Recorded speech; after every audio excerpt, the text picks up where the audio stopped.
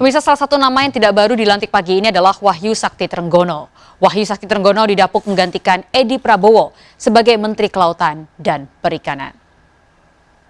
Yang kelima, Bapak Sakti Wahyu Trenggono. Presiden RI Joko Widodo telah menunjuk sosok Wahyu Sakti Trenggono sebagai Menteri Kelautan dan Perikanan. Wahyu menggantikan Menteri Kelautan dan Perikanan sebelumnya, Edi Prabowo, yang terjerat kasus korupsi.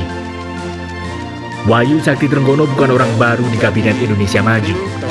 Jebolan Institut Teknologi Bandung ITB dan Universitas Bina Nusantara BINUS ini sebelumnya menjabat sebagai Wakil Menteri Pertahanan mendampingi Menhan Prabowo Subianto. Amanah ini bukan amanah yang mudah, saya kira. Saya ingin berusaha bahwa ada sebuah wilayah karunia dari Allah Subhanahu wa Ta'ala yang memiliki satu potensi yang sangat besar, yang tentunya itu bisa menjadi kesejahteraan bagi bangsa ini. Wahyu Trenggono merupakan seorang politikus dan pengusaha asal Indonesia. Di panggung politik, kiprah Wahyu Sakti Trenggono dimulai saat masuk Partai Amanat Nasional di masa Ketua Umum Hatta Rajasa pada tahun 2009-2014. Namun sejak 2013, Sakti yang disebut sangat dekat dengan Hatta Rajasa tidak lagi aktif di PAN.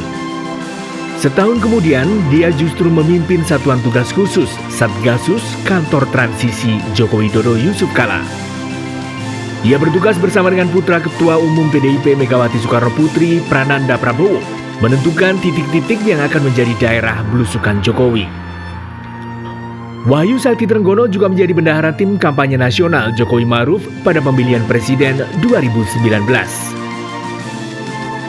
Wahyu juga dikenal sebagai seorang pebisnis. Awalnya, Wahyu merintis bisnis dengan bendera PT Solusindo Kreasi Pratama (SKP) dan membangun PT Tower Bersama Infrastruktur, sebuah perusahaan penyedia infrastruktur menara telekomunikasi terbesar di Indonesia dengan kepemilikan lebih dari 14.000 menara. Kini publik pun berharap kiprah dan kebijakan Wahyu dalam menjaga kedaulatan maritim Republik Indonesia sebagai seorang Menteri Perikanan dan Kelautan. Tim Liputan iNews melaporkan.